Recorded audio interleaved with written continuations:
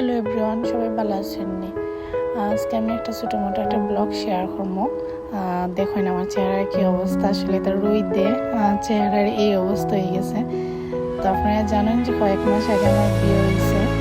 আমার বিয়েটা হয়েছে আসলে গ্রামও, আমি গ্রামের বউ এখন। 3 মাস পূরণ হয়েছে আমার বিয়ার।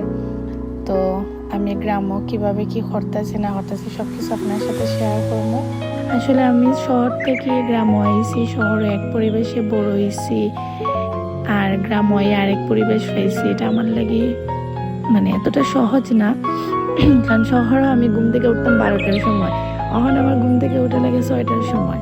কারণ এটা আসলে গ্রামের সব মানুষরাই তাড়াতাড়ি ঘুম থেকে উঠে, তারা খুব সকাল ঘুম থেকে উঠে। ঘুম থেকে উঠিয়া তারা স্নান করে, স্নান করিয়া ঠাকুর সেবা দিয়ে তারপর রান্নাঘর ঢোকা লাগে।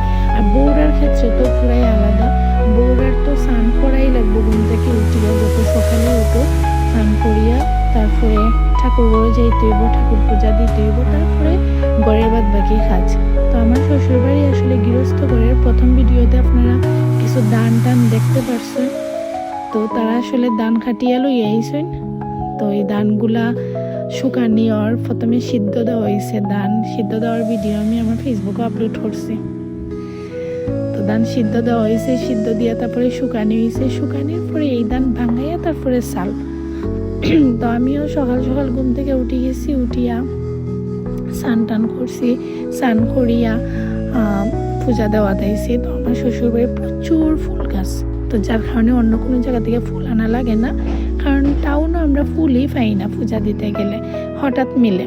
আর গ্রাম ওই জিনিসটা সহজ, সব জায়গাতেই ফুল পাওয়া যায়, সব বাড়ির তো ফুল থাকে। তো আমার শ্বশুর বাড়ির ফুল গাছের কোনো অভাব নাই, আমি প্রতিদিনই ঠাকুরে সুন্দর সুন্দর ফুল দিয়ে পূজা দিতে পারি। তো আমার ফুল টুল তোলা শেষ করিয়া আমি ঠাকুরের পূজাও কমপ্লিট করে নিতেছি। ঠাকুরের পূজা আমার গ্রাম আর শহরের মধ্যে অনেক তফাৎ। আমরা অনেকে মনে করি গ্রামও বালা, গ্রামও থাকা সহজ, কিন্তু আসলে না। গ্রামও বেড়ানির লেগে ক্ষণিকের সময়ের লেগে ঠিক আছে, বাট সারা জীবনের লাগে ঠিক না। যারা গ্রামও থাকে তারা অনেক কষ্ট করে, আর এই জিনিসটা আমি ফিল করতেছি। তো যাই হোক, আমার দুইটাই অভিজ্ঞতা হইতেছে, শহরের আর গ্রামের। তো আমার পূজা কমপ্লিট করা শেষ, এখন ওই যে কাপড়গুলা রোদে শুকাইতে আইলাম আর কি। তো কাপড়গুলা রোদে শুকাইয়া তারপরে গেলাম কি দান লাড়ার। দেখুন কত সুন্দর দান। তো দান লাড়ার অভিজ্ঞতাটা আমার আগে আসলো না, এখন এটা নতুন হয়েছে।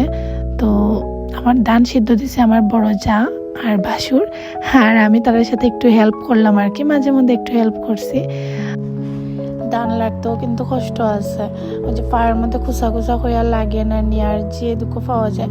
তবে কয়েকদিন রান্না মানে লাড়ার পরে আর কি তা অভ্যাস হয়ে যায়। তো যাই হোক, এখন দান লাড়া শেষ করিয়া তারপরে এসে রান্না করো, কারণ এর আগে আমি দুপুরে রান্না কমপ্লিট করে লিছি, ভাত রান্না হয়ে গেছে, তরকারি এগুলো রান্না করে লিছি। এগুলোর ভিডিও আর শেয়ার করা হয়েছে না, অন্য একদিন করমনে। আর এখন আমি ছোলা বুট রান্না করতেছি, কারণ বিকালবেলা ভাবছি যে ছোলা বুট আর পেঁয়াজি করিলেমো, তো এটা লেগে ছোলা বুট রান্না করলাম আর কি।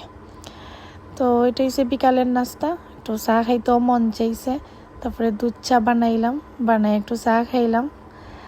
আর আমার ব্লগ যদি আপনারা ভালো লাগে তাহলে অবশ্যই কমেন্ট করে জানাইবা। আর ওই দেখুন এটার নাম হচ্ছে সাদ্দাম, আপনারা খাইছেন না আমার জানাইবা, এটা আমি কেন পাইছি, ছোটবেলা খাইতাম।